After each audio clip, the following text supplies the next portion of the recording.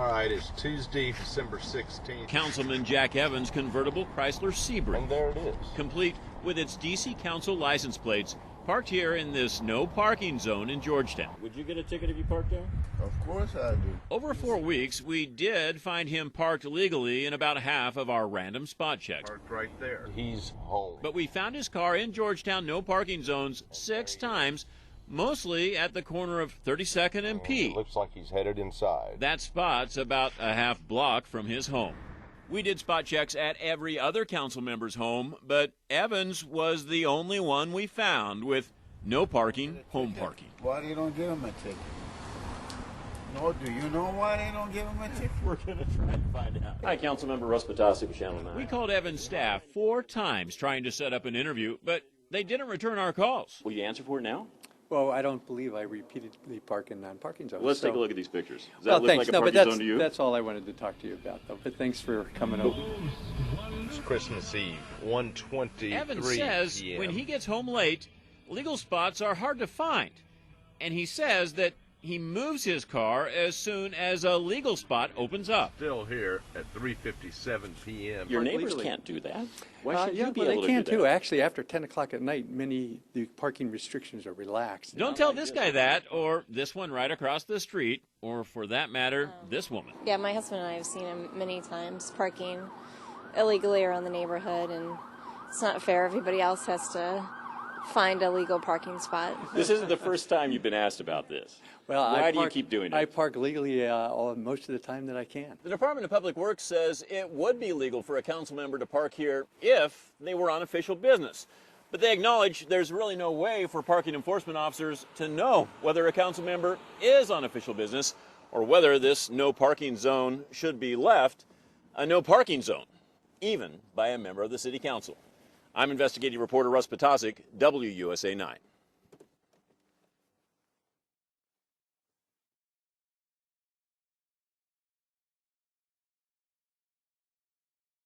Yes, literally in front of the court. It's the case of the mysterious meters. This meter, I think this meter can control all the street. That tourist isn't the only one confused because there's only one meter here for every 6 spaces. It's in the 400 block of Indiana Avenue Northwest. So you put your money in the meter and you look at the sign, back in parking, and you look right. No sign there. And you look left, no sign there. No, I can't understand. But it's not just tourists who are stumped.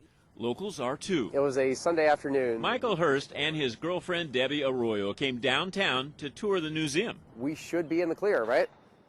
No. They returned to find a $30 ticket on the car for disobeying official sign. Arroyo sent a request for reconsideration. The DMV rejected her appeal. To even consider this as an illegal parking spot, you'd have to take a tour in front of the courthouse.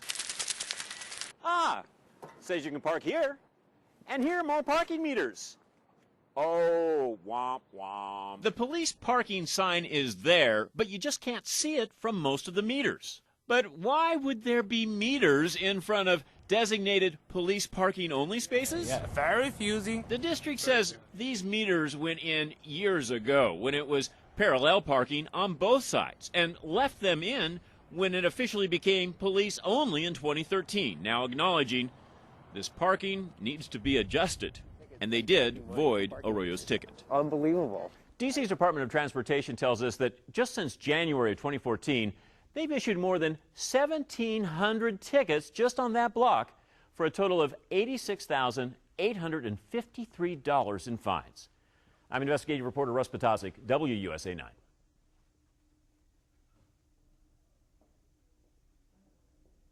If you're used to parking in D.C., you know you've got to check that parking sign, the parking sign next to you, and the one behind you.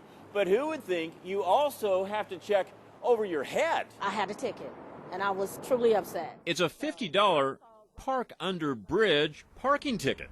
It happened to Donna Pippins Johnson under the Southeast Southwest Freeway. There's no legal parking under the bridge. They need to post signs up here. The only signs warn of no rush hour parking. Tickets, all three of my tickets were at the time at 1 o'clock in the afternoon. She says So, when she took photos and Go appealed, figure. she did not get a response. Instead, she was ticketed 2 more times. Total, how much have you been ticketed here? $150. She was ticketed for violating D.C. Regulation 2405.1D. But look at this. We looked it up. 2405.1D actually says parking prohibited upon a bridge. There's nothing outlying parking under a bridge. This is the first I've heard of it. We brought the case to Councilmember Mary Che, who heads D.C.'s Committee on Transportation. Here is what they're training their enforcement officers with. Even D.C.'s enforcement training manual wrongly shows parking under an elevated structure as a violation. That's wrong, and we'd like to rectify that. It's an error. D.C.'s Department of Public Works acknowledges there is no such violation. They blamed it on a programming error. Thank you for bringing it to our attention. And how does that happen for so many years that you're training people? It's in your training manual. All I can say is that it occurred. We are correcting it. She says now the agency is researching the people wrongly ticketed to clear their records and give them their money back. Refunds are going out. They will. Thank you so much. All right. They still don't know how many tickets issued or when those refunds will go out. For Call for Action, Russ Potasic, WUSA 9.